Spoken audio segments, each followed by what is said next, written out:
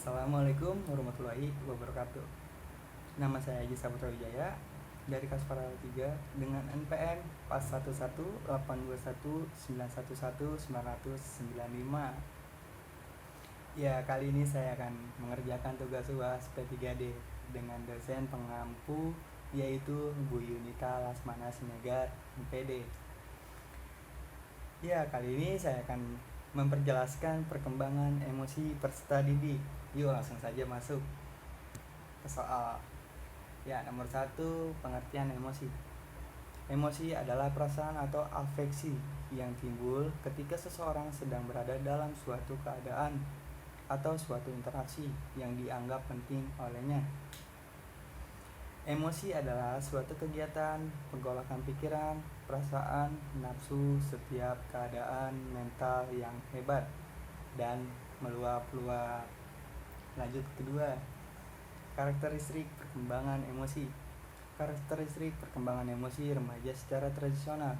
Masa remaja dianggap sebagai periode badai dan tekanan. Suatu masa di mana ketegangan emosi meninggi sebagai akibat dari perubahan fisik dan kelenjar. Meningginya emosi terutama karena anak laki-laki dan perempuan berada di bawah tekanan sosial dan menghadapi kondisi baru. Sedangkan selama masa anak-anak, ia kurang mempersiapkan diri untuk menghadapi keadaan-keadaan itu. Pola emosi masa remaja adalah sama dengan pola emosi kanak-kanak. Jenis emosi yang secara normal dialami adalah sebagai berikut. 1. Cinta atau kasih sayang. 2. Gembira. 3. Kemarahan dan permusuhan. 4. Ketakutan dan kecemasan. Saya akan memberi satu contoh dari 4 ini, yaitu di nomor 2, gembira. Gembira pada umumnya, individu pada umumnya dapat meningkatkan kembali pengalaman-pengalaman yang menyenangkan. Jelas? Lanjut ketiga, teori perkembangan emosi. Emosi dapat dimengerti melalui beberapa teori. Membahas teori emosi.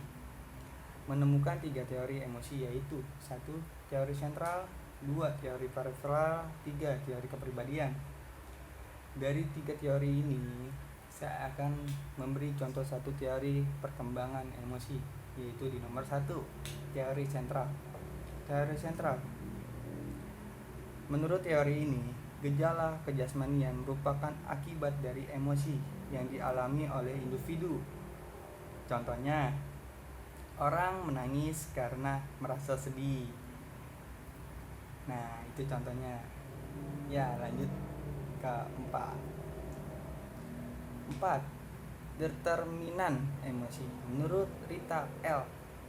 Atkinson, determinal emosi menekankan pada proses kognitif. Dapat dengan demikian lebih tepat bagi manusia ketimbang bagi spesies yang lebih rendah. Pendekatan ini memulai dengan sekumpulan primer dimensi situasional yang dialami seseorang. Teori ini kemudian meningkatkan sebagai kombinasi dimensi tersebut dengan emosi subjektif. Contoh, jika peristiwa yang disenangi tidak terjadi, kita mengalami kesedihan. Jika peristiwa yang tidak disenangi terjadi, kita mengalami stres. Dan jika peristiwa yang tidak disenangi tidak terjadi, kita mengalami kelegaan. Nomor 5, kecerdasan emosi peserta didik. Ini nomor yang terakhir. Ini yang paling good job.